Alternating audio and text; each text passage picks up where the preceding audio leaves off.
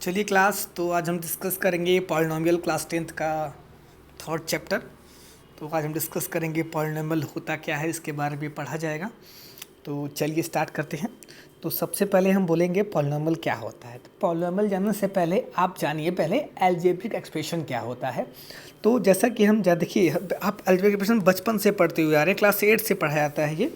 तो हम डिस्कस कर लेते हैं पहले कि अलजेब्राइक एक्सप्रेशन क्या होता है। ठीक है, तो अलजेब्रिक एक्सप्रेशन आप जानते हो कि इसमें क्या होते हैं, इसमें वेरिएबल्स होते हैं और कुछ कांस्टेंट्स भी होते हैं। क्या होते हैं? कुछ कांस्टेंट भी होते हैं। तो वेरिएबल और कांस्टेंट से बने इक्वेशन को हम क्या बोलते हैं? Algebraic expression. एग्जाम्पल जैसे कि आप जानते हो, जैसे कि मान लीजिए कि 2x + 3y + 4 = 0 समथिंग।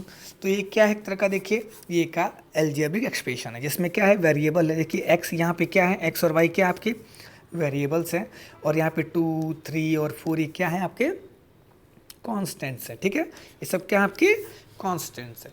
तो देखिए, अलजेब्रिक एक्सप्रेशन ही पॉलिनोमियल होता है, पर कब होता है? उसके लिए दो कंडीशन है। ठीक है, तो ये दो कंडीशन जब हमारा अलजेब्रिक एक्सप्रेशन ओबे करता है तो वो पॉलिनोमियल बन जाता है। क्या बन जाता है? पॉलिनोमियल। तो हम देखते हैं कि कोई भी अलजेब्रिक एक्सप्रेशन पॉलिनोमियल कब कहलाता है। तो उसके लिए दो कंडीशन है, थोड़ा ध्यान दीजिएगा इन दोनों कंडीशन को। तो देखिए, बड़ा इंपॉर्टेंट है। ठीक है, तो दोनों कंडीशन में ध्यान देना है कि पहली कंडीशन जो हमारी है वो है ओनली वन वेरिएबल।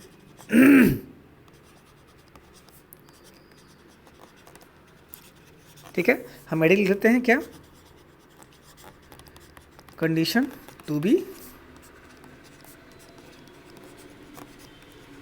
पॉलिनोमियल। ठीक है, कंडीशन पॉलिनोमियल होने के लिए हम पढ़ रहे हैं।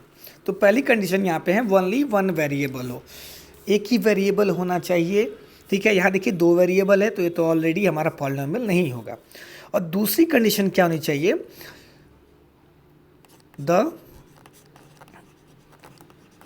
Power of each variable is whole number. तो इसका मतलब क्या हुआ?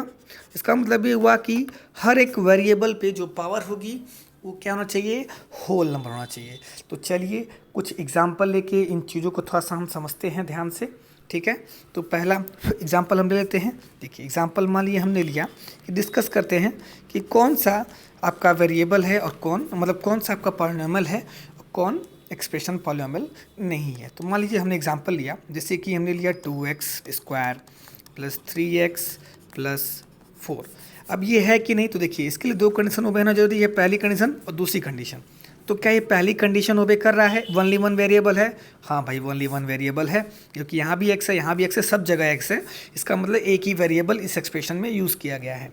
और वेरिएबल पे सब पे पावर होल नंबर है। क्या देखिए, यहाँ पे x पे पावर 2 है, होल नंबर है। यहाँ पे x पे पावर 1 है, होल नंबर है। तो ये क्या है? ये आपका एक पॉलिनोमियल है। तो इसका मतलब ये दोनों कंडीशन फॉलो कर रही है। इसका मतलब हमारा ये क्या हो गया? पॉलिनोमियल हो गया। दूसरा क्वेश्चन लेके देखते हैं, जैसे कि मान लीजिए x² + 2y + 3z = लिखा हुआ है। मान लीजिए कुछ जीरो ही लिखा है, एक तरह से एग्जाम्पल हम लेते हैं, जीरो ले लिया है।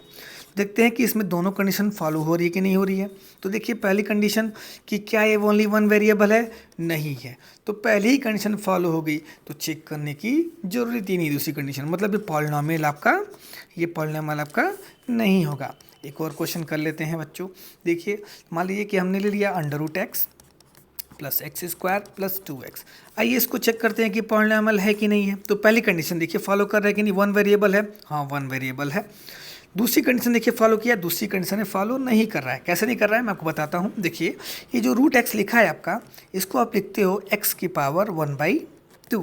अब देखिए 1/2 ये क्या है? एक होल नंबर नहीं है, क्योंकि दूसरी के लिए दूसरा कंडीशन कहता है कि power of each variable is a whole number. तो यहाँ पे देख रहे हैं 1/2 ये एक होल नंबर नहीं है, सो दैट ये सेकेंड कंडीशन को ओबे नहीं करता है। तो सेकेंड को ओबे नहीं किया तो ये पॉलिनोमियल आपका नहीं होगा।